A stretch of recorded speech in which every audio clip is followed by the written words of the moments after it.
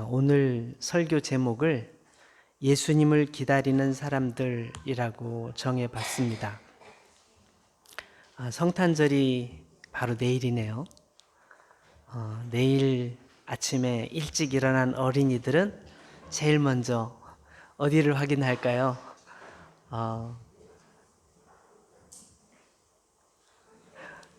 저도 어렸을 때 저는 아주 시골에 살았었는데 아무도 찾아오는 사람이 없었어요. 근데 성탄절이 되면은 산타크로스가 양말에다가 선물을 넣고 간다고 그래가지고 아주 시골 아무도 찾아오지 않는 동네, 저희 아버지 어머니는 크리스마스가 뭔지도 모르시는, 관심 없으신, 잘 모르시는 그런 분들이셨는데 양말을 큰 걸 준비해가지고 걸어놓고 잤어요. 아침에 어떻게 됐을까요? 양말에 아무것도 없었어요. 우리 어린아이들은 성탄절이 되면 양말을 준비하든 준비하지 않든 선물을 누군가에 받을 것에 대한 기대감이 많아요. 또 서로 사랑하는 사람끼리도 이번 성탄절을 그냥 지나치면 그건 사랑이 없는 거야. 그래서 사랑에 대한 표시로 서로 선물도 준비하고, 성탄절을 어떻게 하면 정말 즐겁게 보낼 수 있을지, 누구를 만날지 고민하는 게 성탄절인 것 같습니다. 그렇지만 우리 그리스도인들은 성탄절에 대해서 그런 감정도 가지고 있지만, 사실 더 중요한 것은 예수님께서 우리를 위하여 이 땅에 오셨다는 것이죠. 예수님께서 이 땅에 처음에 오실 때, 2000년 전에 오실 때 많은 사람들이, 대부분의 사람들이 기대하지 못하고 있었지만 어떤 사람들은 너무너무 간절하게 기다리고 있었습니다. 특히 이스라엘 민족은 하나님께서 다윗 왕이라는 훌륭한 왕을 통해서 나라를 강력한 나라로 세우셨었고, 그 나라가 이어져 왔었는데 수많은 환난과 어려움을 겪으면서 나라가 점점 힘들어졌죠. 그러니까 하나님께서 성경에 약속하시고 많은 선지자를 통해서 계속 예언해 오셨던 그분, 하나님께서 보내시는 그분이 오기를 너무너무 간절하게 사모했습니다. 근데 그렇게 소원하고 기도하고 열망했지만 그 메시아는 오지 않았고, 나라는 점점 망해가기 시작했고, 심지어는 로마의 식민지가 되었습니다. 그래서 자기들이 원하는 왕을 세우지도 못하고, 로마에서 지명해주는 어떤 사람이 와가지고 내가 왕이야 라고 말하는 상황이 되었기 때문에 유대인들에게 있어서는 너무너무 안타까움이었고, 특별히 경건하게 기도하는 사람들은 어느 때입니까? 어느 때 우리에게 왕이 오십니까? 늘 그게 기도였습니다. 단적인 한 예를 찾아보겠습니다. 우리 누가복음, 오늘 누가복음 7장을 읽었는데 본문을 접어놓고 누가복음 2장을 보겠습니다. 누가복음 2장 25절 말씀부터 제가 읽겠습니다. 혹시 성경이 없는 분은 옆에 있는 분과 함께 보세요. 옆에 계신 분 성경 가지고 계시죠?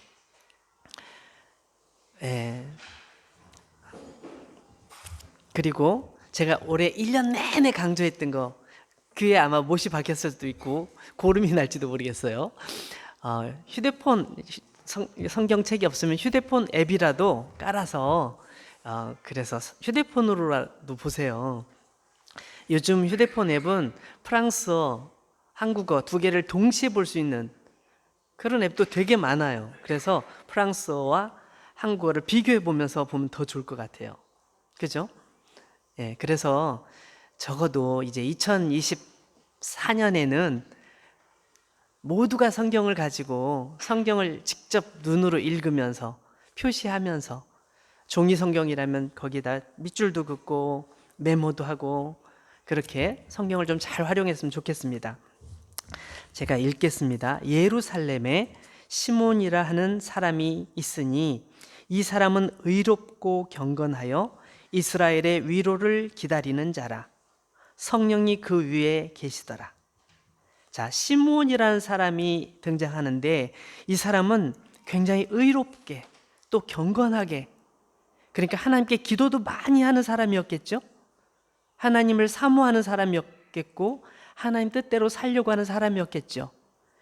그런 사람이 었는데 26절, 그가 주의 그리스도를 보기 전에는 죽지 아니하리라 하는 성령의 지시를 받았더니, 그러니까 이분은 좀 전에 말씀드린 것처럼 그 유대인들이 사모하는 그 메시아 그리스도가 오시기를 너무너무 간절하게 사모했고 기도하고, 하나님 우리에게 주님을 보내주십시오, 우리에게 그리스도를 보내주십시오 라고 늘 기도했던 사람인 것이 분명해요.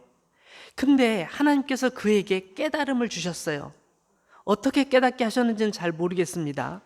그렇지만 주님을 뵙기 전에는 너가 죽지 않을 거야 라는 분명한 하나님의 메시지를 그가 받은 거예요.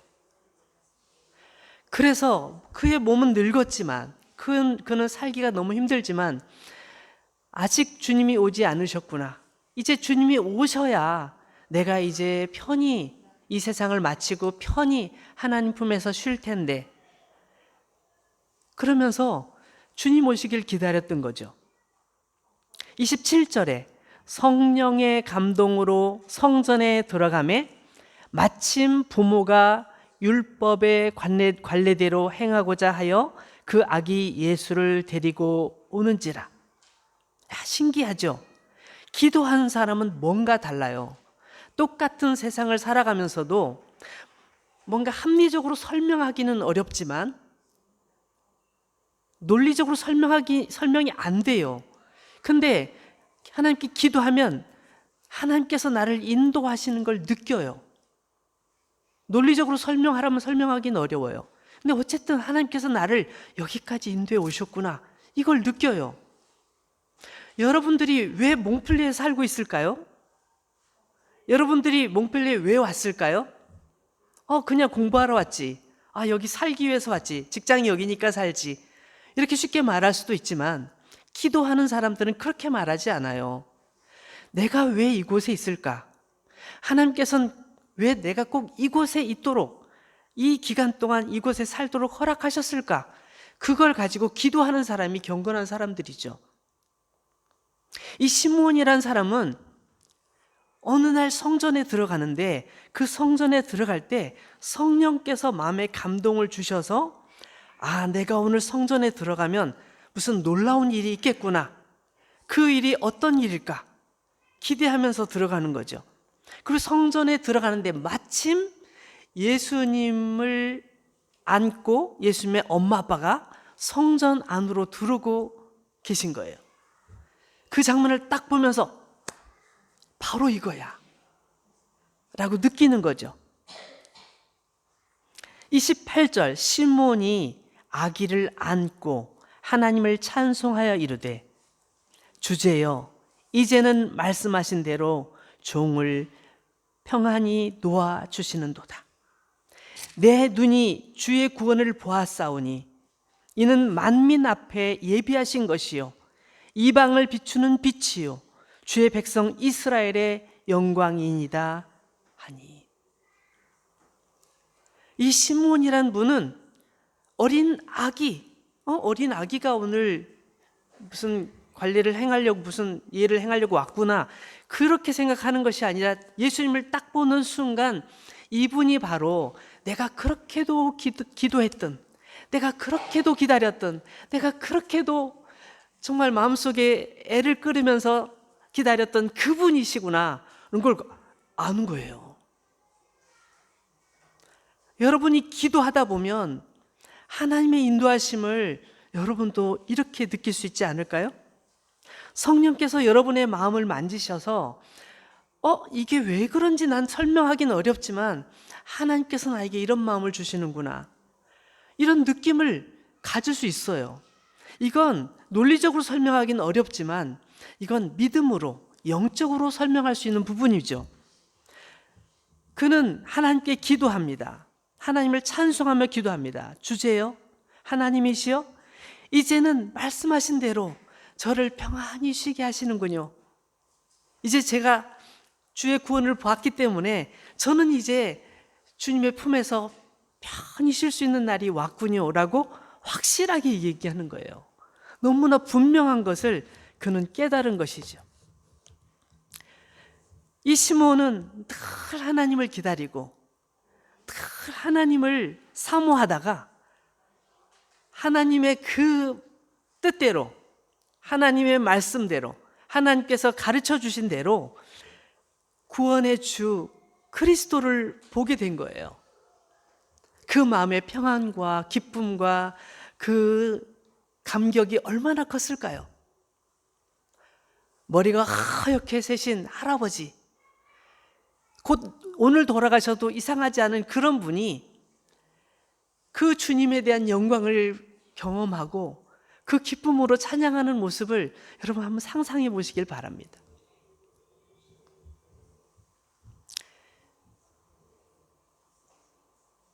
그 예수님께서 바로 오신 거예요. 성탄절이 그것을 기념하는 날이에요.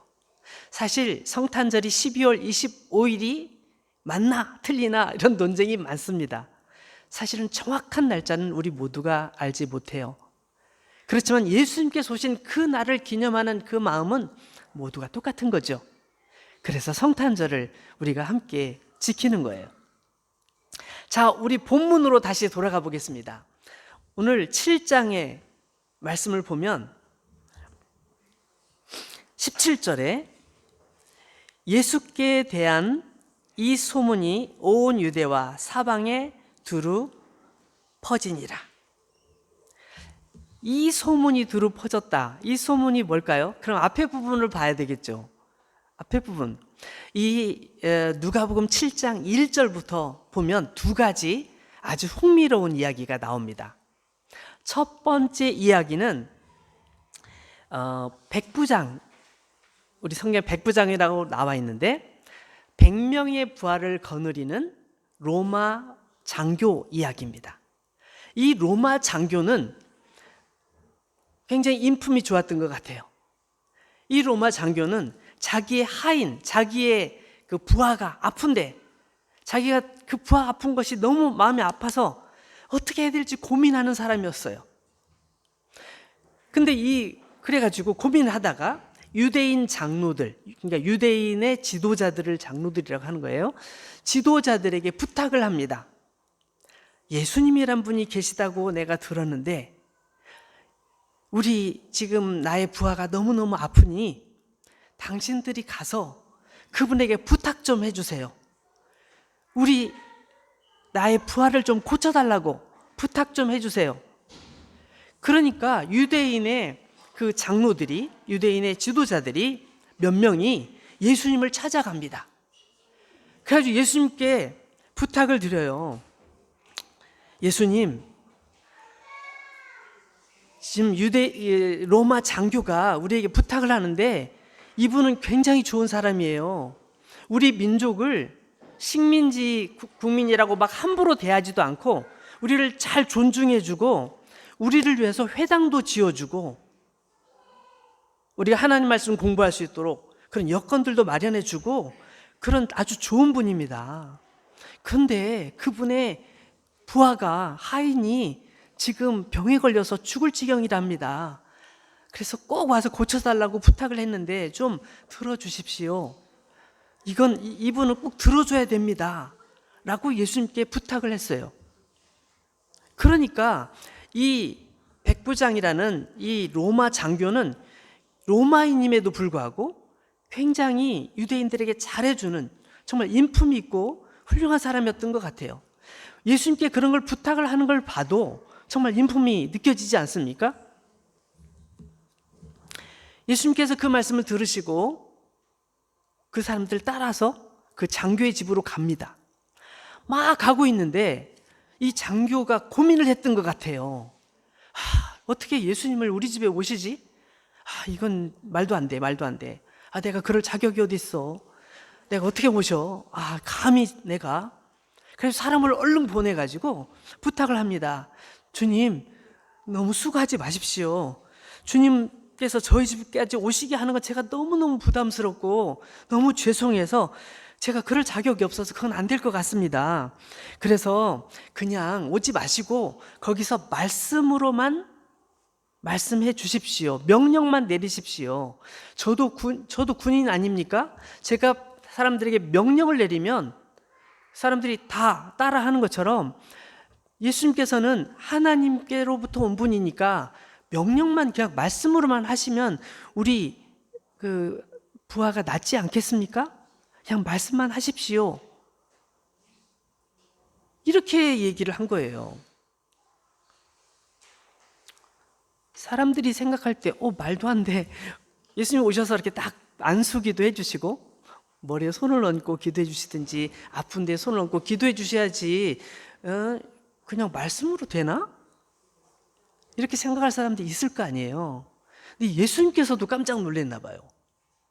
예수님께서도 아니 세상에, 아니 유대인들 중에도 이런 사람이 없는데 로마 장교가 그런 말을 했다고? 이야, 예수님께서 그러셨어요.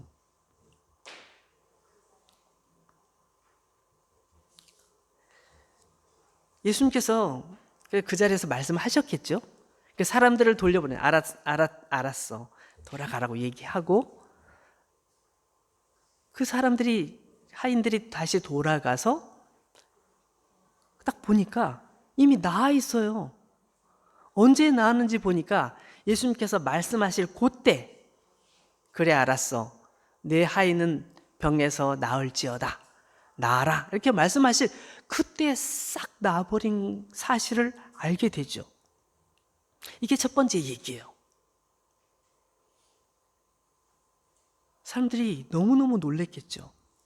두 번째 얘기는 그 뒤 얼마 뒤 예수님께서 사람들과 함께 나인이라는 성에 들어가실 때 일어난 일이죠. 그때 나인 성에 들어가실 때 성문 가까이 가셨을 때 사람들이 어떤 관을 메고 옵니다. 그 관 속에는 그 나인이라는 성에 사는 한 과부의 아들이 죽어서 들어있었어요. 장례식을 진행하고 있는 장면이었죠. 이제 성 안에서 세리머니를 다 마치고 예식을 마치고 이제 무덤에 안장을 시키기 위해서 그 관을 메고 사람들이 가고 있었습니다.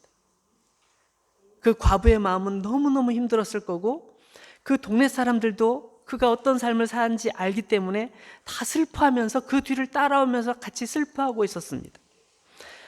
예수님께서 그 광경을 보시고 그 여자에게 말씀하시죠. 여러분 가지고 있는 성경을 보세요. 거기 보시면 더 제가 말씀드리는 걸 원문대로 볼 수 있겠죠. 예수님께서 그 여자를 불쌍하게 여기시고 그 여자에게 울지 말아라 라고 말씀하십니다. 울지 말아라. 가장 큰 슬픔을 가슴에 안고 그러죠. 자식이 죽으면 어떻게 해요? 가슴에 묻는다고 그러잖아요. 정말 너무너무 오직 남편도 없이 오직 하나 믿었던 외아들, 사랑했던 아들이 세상을 떠났으니 자기 자신이 죽는 것보다 더 힘들었을 거예요. 너무너무 슬퍼하고 너무너무 눈물이 나고. 그런데 울지 말라고 예수님께서 말씀하시더니 거기서 멈추는 게 아니라 관에 손을 얹으셨어요. 관을 못 가게 멈추게 하는 거죠. 관에 손을 얹으셨어요. 모두가 다 조용해졌겠죠. 모든 사람이 예수님께 시선이 집중됐겠죠. 그때 예수님께서 그 관 속에 있는 청년에게, 그 아들에게 명령을 내리셨습니다. 청년아, 내가 네게 말한다. 일어나라.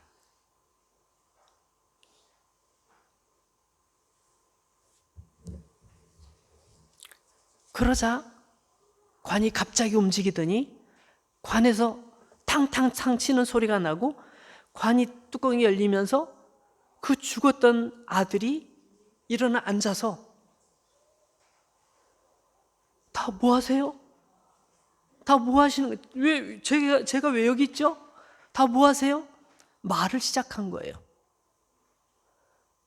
사람들이 그 장면을 보고 어땠을까요? 여러분, 제일 무서운 영화가 무슨 영화예요? 공동묘지에서 관이 딱 열리면서 누가 나오는 장면이 제일 무서운 영화잖아요. 공포 영화.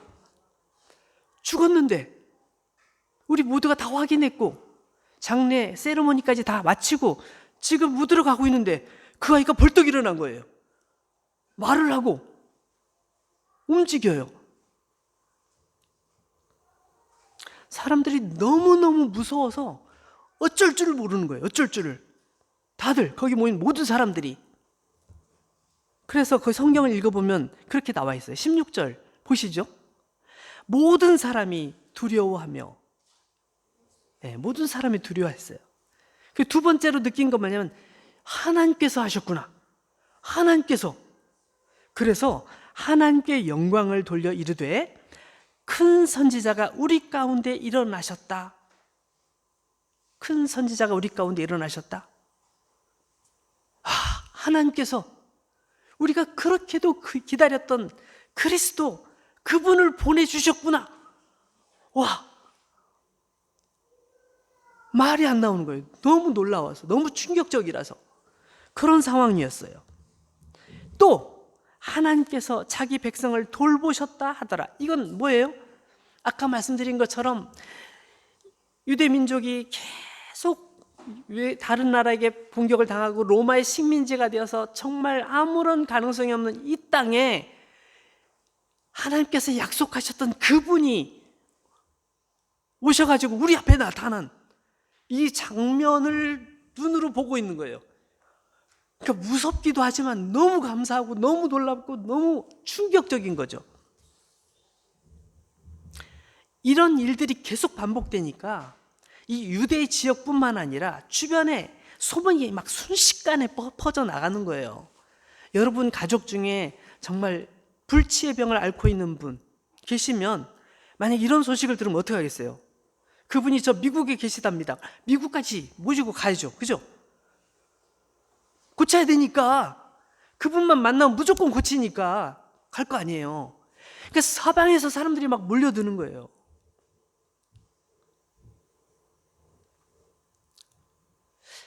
근데 제가 읽은 본문 내용 이제 다시 집중해서 볼까요? 이런 소문들이 쫙 퍼져나가게 되니까 그 당시에 예수님보다 먼저 와서 예수님을 소개했던 세례 요한, 예수님에게 세례를 베풀기도 했잖아요. 그 세례 요한에게까지도 소식이 들어간 거예요. 근데 이 세례 요한은 그 당시에 감옥에 있었어요. 세례 요한은 광야에 외치는 자라고 했잖아요. 그는 예수님을 처음 봤을 때 여러분 보십시오. 세상 죄를 지고 가시는 하나님의 어린 양이 우리 앞에 나타났습니다. 나는 그분의 신발끈조차도 묶어드릴 자격이 없는 그런 사람입니다. 나는 여러분에게 물로 세례를 지금 주고 있지만 이분은 물로 세례를 주는 게 아니라 성령으로 세례를 주시는 분입니다. 라고 말하면서 예수님을 사람들 앞에 강력하게 소개했던 사람이에요. 세례 요한이. 근데 이 세례 요한은 항상 말을 할 때 사람 보면서 괜찮아 이렇게 말하지 않고 당신의 그 잘못은 회개해야 됩니다. 회개해 하나님 앞에 나갈 수 있습니다. 회개하세요. 사람들의 죄를 강력하게 지적하고 때로는 어떤 사람은 더 심한 말도 했어요. 근데 그 당시에 헤롯 왕이라고, 예수님 태어나실 당시에 헤롯 왕이 보통 헤롯 대왕이라고 하는데, 그 헤롯 왕이 죽고 그 아들들이 나라를 나눠서 다스리고 있었는데 그 중에 또 헤롯이라는 왕, 헤롯 안티파스라는 헤롯 왕이 있었어요. 그 헤롯 왕이 자기 이복 동생 필립이라는 이복 동생의 아내를 뺏었어요. 아내를 자기 아내로 삼아버린 거예요. 근데 세례 요한은 그런 나쁜 잘못에 대해서 왕이지만 하나님의 말씀으로 전달하는 거예요. 그것은 잘못입니다. 그건 잘못된 것입니다. 막 얘기를 하니까 이 헤롯 안티파스는 굉장히 듣기 싫잖아요. 그런 얘기를 자꾸 얘기하면 죽일 거야 그렇게 말하지만 저 사람은 하나님의 사람이기 때문에 내가 저 사람 말을 듣긴 들어야 되는데 진짜 어떻게 할 수 막 그런 고민을 하고 있었어요. 근데 그 아내 헤로디아는 자기 원래 남편을 버리고 이렇게 왔잖아요. 이 헤롯 안티파스도 자기 아내를 버리고, 오랫동안 함께 살던 아내를 버리고 이 헤로디아를 아내로 맞이했단 말이에요. 그 둘이, 근데 이 헤로디아는 그게 너무 괴로운 거예요. 그래서 막 세례요한을 죽이고 싶을 만큼 미워했어요. 그래가지고 죽여야 되겠다. 막, 여보, 그냥 놔둘 거야? 저 사람 그냥 놔둘 거야? 어떡할 거야? 그래도 하나님의 종이래. 하나님의 종이 무슨 하나님의 종? 정말 우리를 저렇게 힘들게 하는데, 나를 너 이렇게 힘들게 하는데, 나하고 갈라지든지, 그 사람을 죽이든지, 둘 중에 하나. 막 뭐 이렇게 하잖아요. 그죠? 그러니까 감옥에 넣었어요. 근데 하나님의 종이라는 생각 때문에 죽이지도 못하고 막 이러고 있었던. 우리가 잘 아는 것은 나중에 그 헤로디아의 딸이 그 헤로당 춤출 때, 춤추고 나서 춤값으로 세례요한의 목을 주세요. 이렇게 말하는 바람에 세례요한이 죽게 되잖아요. 근데 어쨌든 그 당시 옥에 있었던 세례요한의 제자들이 있었을 거 아니에요. 제자들이 가서 예수님 하시는 것도 보고 사람들에게 얘기도 듣고, 그러니까 그거를 이 세례요한에게 전해줬어요. 세례요한은 내가 언제 죽을지 잘 몰라. 지금 헤로디아가 날 죽이려고 벼르고 있고 헤로드 왕도 나를 언제 죽일지 모르는데, 사람이 인간의 마음이 그렇잖아요. 이렇게 힘든 상황이 되면 내가 그분에 대하여 내가 하나님의 어린 양이라고 분명히 얘기했고 나는 그렇게 알고 있지만 그게 맞나? 정말 맞나? 이게 너무너무 궁금한 거예요. 내가 죽을 날이 가까웠는데 이걸 확신을 얻고 싶은 거죠. 그래서 자기 제자들을 보내서 질문을 하는 거예요. 정말 내가 믿고 있는 게 맞는지, 예수님께서 정말로 그리스도가 맞는지, 혹시 내가 잘못 알고 있는 건 아닌지. 그래서 제자들에게 부탁하죠. 예수님께 가서 꼭 질문을 해봐. 우리가 기다리는 그분이 바로 예수님 당신 맞으십니까? 아니면 우리는 다른 사람을 더 기다려야 되나요? 이렇게 질문하는 이유는 예수님께서 정직하신 분이기 때문에 그것을 거짓으로 말씀하시지 않을 것이라는 믿음이 있었던 거죠. 그래서 그렇게 예수님께 질문을 하도록 제자들을 보냅니다. 그때 마침 예수님께서는 여러 병자들을 고쳐주시고, 귀신 들린 사람 귀신 쫓아내주시고, 소경들 눈을 뜨게 하시고 막 그러고 있을 때였어요. 제자들이 가서 질문하니까 예수님께서 대답을 하시죠. 22절 한번 같이 읽어보겠습니다. 예수께서 대답하여 이르시되 너희가 가서 보고 들은 것을 요한에게 알리되 맹인이 보며 못 걷는 사람이 걸으며 나병 환자가 깨끗함을 받으며 귀먹은 사람이 들으며 죽은 자가 살아나며 가난한 자에게 복음이 전파된다 하라.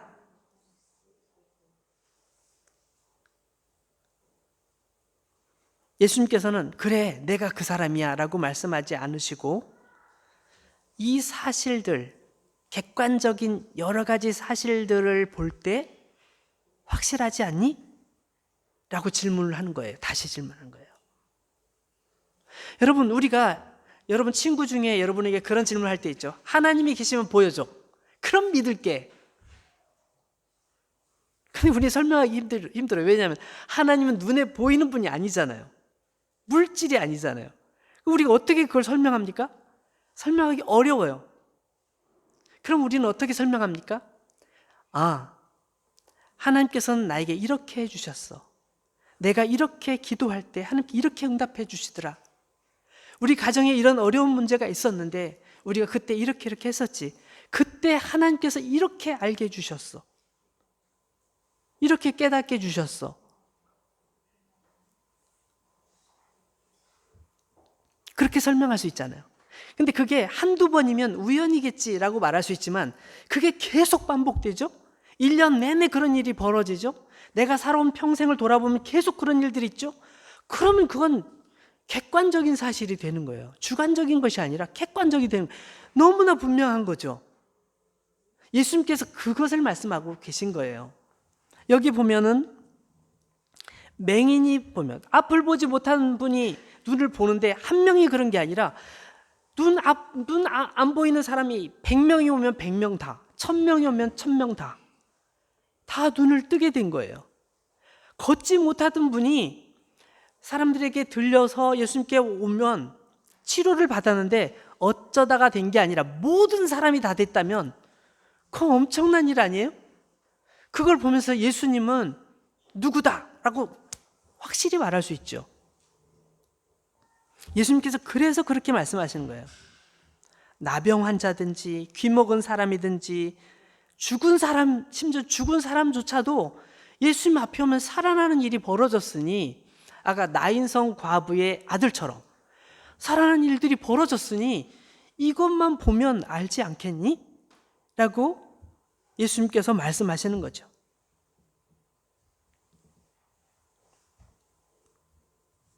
예수님 당시의 사람들은 그리스도의 오심을 간절히 기다리고 있었습니다. 그리고 예수님을 만난 후 예수님께서 바로 그리스도이심을 알게 되어서 너무 기뻤고 너무너무 행복했고 너무 자랑스러웠고 그래서 하나님께 영광을 돌릴 수밖에 없었고 사람들에게 얘기할 수밖에 없었어요. 너 그 얘기 계속하면 죽이겠어? 너 죽을 줄 알아? 너 죽어도 괜찮아? 예, 죽어도 괜찮습니다. 저의 생명은, 저의 육신은 70, 80 살면 끝나지만 제 영혼은 이미 하나님께 나아갔습니다. 나의 영혼은 하나님과 함께합니다. 영원히 주님과 동행할 것입니다. 걱정 없습니다. 그렇게 말하는 게 예수님 당시에 또 예수님 이후의 사람들의 삶이었던 거죠. 그들은 예수님 오시기를 너무너무 기다렸고 그 예수님을 발견하고 너무너무 행복했고 자기의 전 생애를 다 바쳐서 그분을 위해 살아갔습니다. 오늘날 우리는 어떻습니까? 아기 예수님 내일 탄생하시니까 예수님을 기다려야 돼. 내일 오시니까. 그거 아니죠. 이미 2000년 전에 오셨어요. 2000년 전에 오셨어요. 예수님이 어떤 분이라는 걸 우리에게 다 가르쳐 주셨어요. 우리가 기억 못할까 봐 성경책에 담아서 성경책에 예수님의 얘기를 우리에게 전해주고 계세요. 우리가 맘만 먹으면 성경을 읽기만 하면 예수님이 어떤 분이신지를 다 알 수 있도록 확실하게 알 수 있도록 계속 말씀해 주고 계십니다. 그러면 우리는 어떤 예수님을 기다리고 있는가? 우리가 성탄절을 기념하는 이유가 뭔가? 제가 한 3가지 정도로 제 생각을 정리해 봤습니다. 첫째는 이 성탄절은 약속을 이루어 주신 하나님을 찬양하는 시간입니다. 하나님께서 약속하셨죠? 다윗에게도 약속하셨고 아브라함에게도 약속하셨고 이사야에게도 말씀하셨고 미가 선지자에게도 말씀하셨고 예레미야에게도 말씀하셨고 말라기에도 말씀하셨고 많은 선지자들에게 말씀하신 이 구약 성경에 있는 내용, 그것을 하나님 언제입니까? 제 평생에 안 오시는 거 아니에요? 그럼 진짜 안 오시는 거 아니에요? 예수님 진짜 안 오시는 거 아니에요? 사람들 그렇게 생각했는데 예수님이 오셨단 말이에요. 하나님은 한 번 약속하신 걸 반드시 이루시는 분이라는 사실을 우리는 찬양할 수밖에 없어요. 그래서 이것은 다시 우리 자신에게 적용해 보면 하나님께서 우리 마음속에 주신 하나님의 약속은 반드시 이루어지고 반드시 때가 되면 그 역사가 일어난다는 것을 우리는 알 수 있습니다. 하나님은 신실하시다. 하나님의 말씀은 우리가 다 믿어도 된다. 믿어도 된다. 우리가 다 이해할 수는 없지만 하나님의 때, 하나님의 방법으로 이루실 것을 믿는 그 믿음으로 하나님을 찬양하는 거죠. 두 번째는 예수님을 통해서 구원을 이루신 하나님을 찬양하는 시간입니다. 예수님께서 왜 오셨는가? 왜 예수님께서 이 땅에 사람의 모습으로 이 땅에 오셨는가? 바로 나를 위해서, 내 죄를 위해서 이 땅에 오신 것을 고백하고 감사하는 것이 성탄절의 고백인 것이죠. 세 번째는 다시 오실 예수님에 대한 확실한 믿음의 고백입니다. 다시 오실 예수님. 예수님께서 이 땅에 계시면서 많은 일들을 하셨지만 가장 많이 하신 것은 뭐냐면 천국에 대한 얘기셨어요. 내가 다시 올 거란 얘기, 내가 세상을 심판할 때 너희를 모두 구원하여 하나님께로 이끌 거라는 그런 말씀. 너희들이 나를 믿으면 이미 너희 마음속에 천국이 이미 이루어진 것이다. 그리고 언젠가 다시 오는 그날에 너희 모두를, 심지어 죽은 사람들을 흙 속에서 다 건져내어 그들을 하나님께로 이끌 것이다 라고 말씀하셨어요. 그날에 대해서 예수님께서 엄청나게 많이 강조하셨어요. 이 부분에 대한 성경을 몇 구절만 찾아보고 오늘 설교를 마치겠습니다. 마태복음 24장 30절 말씀을 찾아봅니다. 신약 성경 첫 번째 책이 마태복음, 그리고 24장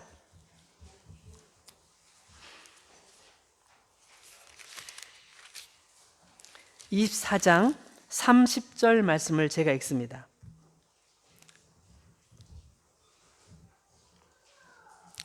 그가 큰 나팔 소리와 함께 천사들을 보내리니 그들이 그의 택하신 자들을 하늘 이 끝에서 저 끝까지 사방에서 모으리라. 30절, 제가 31절 읽었군요.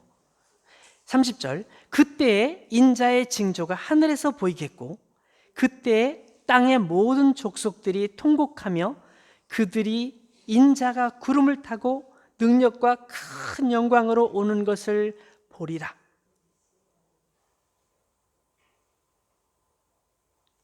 마가복음도 한번 찾아보겠습니다. 마가복음, 마태복음 바로 다음에 있는 책이 마가복음이죠. 마가복음 13장, 마가복음 13장.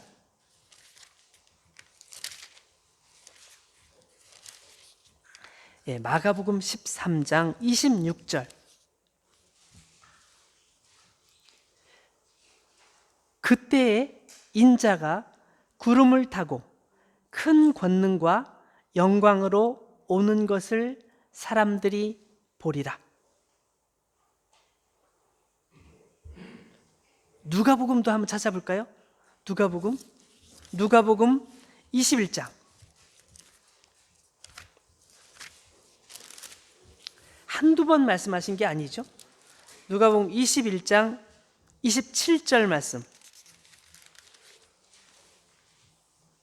그때에 사람들이 인자가 구름을 타고 능력과 큰 영광으로 오는 것을 보리라.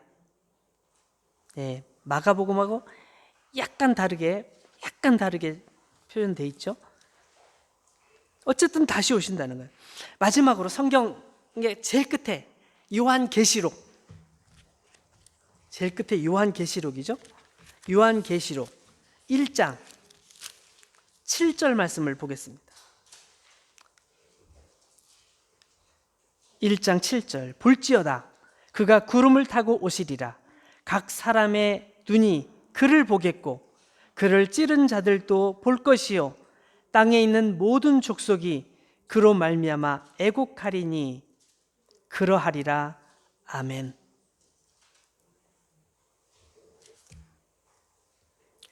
구름을 타고 오시는 것이 어떤 의미인지, 어떤 모습인지 저는 많이 여러 상상을 해봅니다만 정확하게는 모르겠어요. 많은 학자들도 이것에 대해서 여러 가지 논란이 분분합니다. 그러나 예수님께서는 계속 강조하셨어요. 예수님의 제자들은 계속 이것을 적었어요. 우리가 분명한 것은 예수님께서 다시 오신다는 거예요. 우리가 분명히 기억해야 되는 것은 우리는 다시 오실 예수님을 기다려야 한다는 거예요. 이건 어떤 의미가 있을까요?